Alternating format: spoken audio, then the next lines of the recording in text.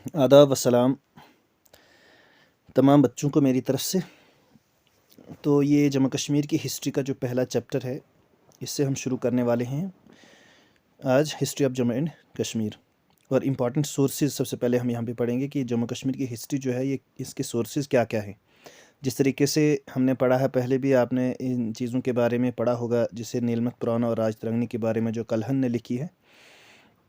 तो ये बहुत डिटेल से हम यहाँ पे पढ़ने की समझने की कोशिश करेंगे। और जो मटेरियल मैंने यहाँ पे लिया है, बहुत सारे अलग अलग सोर्सेज को मैंने कंसल्ट किया, मैंने पढ़ा, उसके बाद मैंने ये हैंड रिटन नोट्स हैं, उसके बाद मैंने डिजिटलाइज़ किया है, इनको डिजिटल फॉर्मेट में यहाँ पे आपके सामने रखा है, ताकि आप आसानी के साथ इसको पढ़कर समझकर और आसानी के साथ एग्ज़ाम में अच्छा स्कोर कर सकते हैं। ठीक है, तो बहुत सारे सोर्सेज़ का मैंने इस्तेमाल किया है यहाँ पे।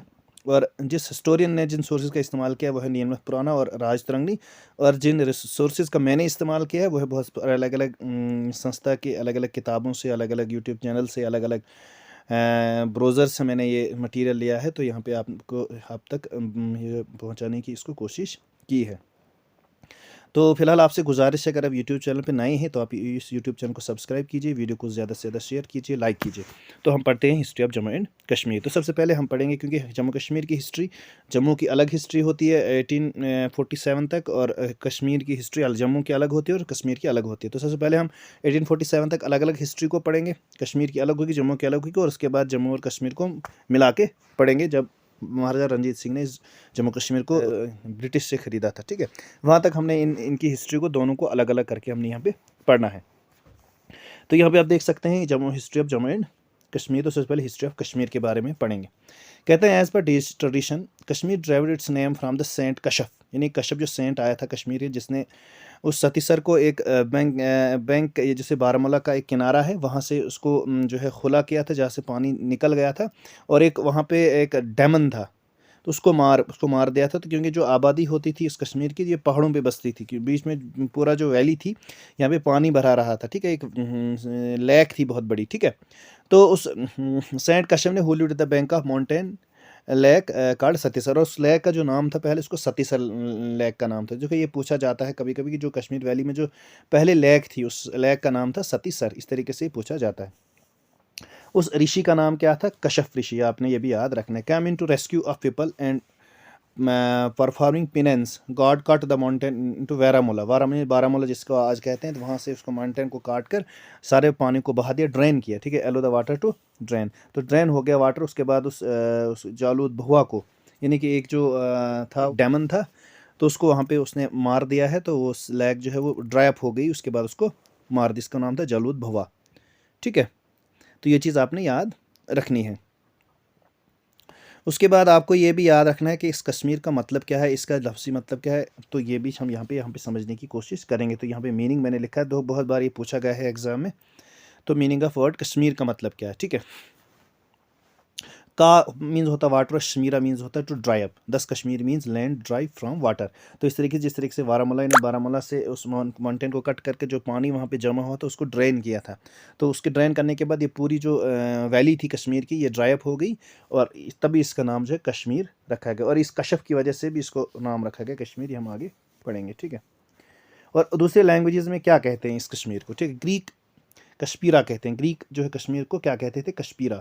और ह्यून त्सेंग जो चाइनीज़ ट्रैवलर थे, वो की पिन कहते थे इनको, कश्मीर को की पिन कहते थे। ठीक है, और कश्मीरी जो पीपल, लोकल जो पीपल है, वो लैंड को कशीर कहते हैं, लैंड को कशीर कहते हैं, भी पूछा गया। उसके बाद सोर्सेज क्या क्या हैं कश्मीर हिस्ट्री के, जो सोर्सेज हैं वो क्या क्या हैं? वो है नीलमत पुराना टेल अबाउट सतीसर। ये नीलमत पुराना एक बुक है जो सतीसर के बारे में बताती है, ये किताब। तो सतीसर एक लेक थी जो वहाँ पर ड्रेन अप हुई थी कशफ के द्वारा। ठीक है, इसके बाद नीलमत पुराना ये भी कहते हैं कि नागाज जो थे वो अर्लीस्ट इनहेबिटेंट्स थे उस कश्मीर के, यानी कि उस वैली के सबसे पहले इनहेबिटेंट, यानी कि रहने वाले नागाज थे सबसे पहले, जो वहाँ पे रहा करते थे। उसके बाद राजतरंगी है, ये बहुत अच्छी किताब है जो हिस्ट्री को बताती है कश्मीर की, कि यहाँ पे कौन कौन से राजा, क्योंकि राजतरंगी का मतलब ही है the river of king, the river of king. तो ये भी आपने याद रखना, रिवर ऑफ किंग्स।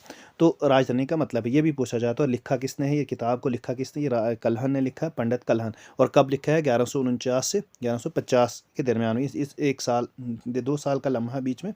तो इन 1949 1950 के दरमियान में इस किताब को लिखा गया।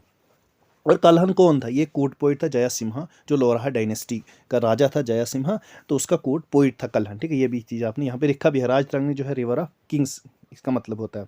और उसको फिर ट्रांसलेट किया गया अलग ज़बानों में, क्योंकि इस राजतरंगिणी को संस्कृत में लिखा गया सबसे पहले। तो ये भी आपने याद, यहाँ पे मेंशन नहीं है ये कहीं पॉइंट, ठीक है, लेकिन आपने इसको याद रखना है कि राजतरंगिणी को सबसे पहले किस में लिखा गया है? संस्कृत लैंग्वेज में इसको लिखा गया है। ये हम आगे पढ़ेंगे, ठीक है। और मुल्ला अहमद ने इसको पर्शियन में, पहले संस्कृत में लिखा गया, किसने लिखा? कल्हन ने लिखा, राजतरंगिणी जिस बुक का नाम है। उसके बाद इसको ट्रांसलेट किया गया पर्शियन में, मुल्ला अहमद ने किया, in the order of sultan Zainul Abedin. और 15th सेंचुरी में, 15th सेंचुरी में 1400 से 1499 499 के सालों में बीच में कहीं इसको ट्रांसलेट किया गया। और किसके आर्डर पे? सुल्तान ज़ैनुल आबदीन के आर्डर पे। और किसने किया? मुल्ला अहमद ने किया। ये भी चीज़ आपने याद रखनी है। ये भी सवाल ऐसा पूछा जा सकता है कि ट्रांसलेट पर्शियन में किसने किया राजतरंगिणी को? तो मुल्ला अहमद ने किया। और किसके आर्डर पे किया? तो सुल्तान ज़ैनुल आबदीन। और किस सेंचुरी में? 15th सेंचुरी में। उसके बाद इसको इंग्लिश में भी ट्रांसलेट किया गया 1900 AD में, ठीक है। और किया किसने इंग्लिश में? M.A. स्टीन ने इसको किया 1900 में।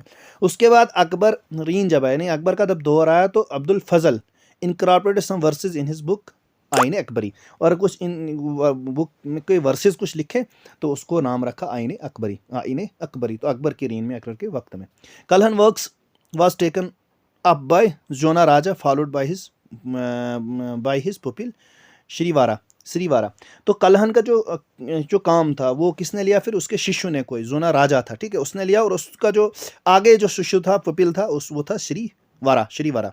तो उसने ये काम चलाया कल्हन का थोड़ा आगे। Later it was continued by Shula till the time of Akbar. और अकबर के रीन तक, अकबर के वक्त तक ये शुला एक दूसरा उसका शिष्य था, उसने कंटिन्यू किया इस वर्क को, इस हिस्ट्री को लिखने के लिए। तो ये चीज़ आपने याद रखनी है। बहुत आज तक तो शुला जोना राजा के बारे में जेकेएसएस भी नहीं पूछती है, लेकिन हो सकता है आने वाले वक्त में ये पूछा जाए कि शुला। और फिर बहुत सारे बच्चे कहते हैं कि नहीं ये आउट ऑफ सिलेबस था, ये यहाँ पे कभी पढ़ा नहीं है हमने। तो ये चीज़ें भी होती हैं, लेकिन अब बहुत सारी जगहों पर इसको नहीं पढ़ाया जाता है, ठीक है। लेकिन यहाँ पर आपको डिटेल्ड तरीके से हर एक चीज़ मेंशन की हुई तरीके से, और ये भी बता के किस तरीके से इसको पूछा जा सकता है, वो तमाम तरीके आप तक यहाँ पहुँचाने की यहाँ पे हम पूरी कोशिश करेंगे।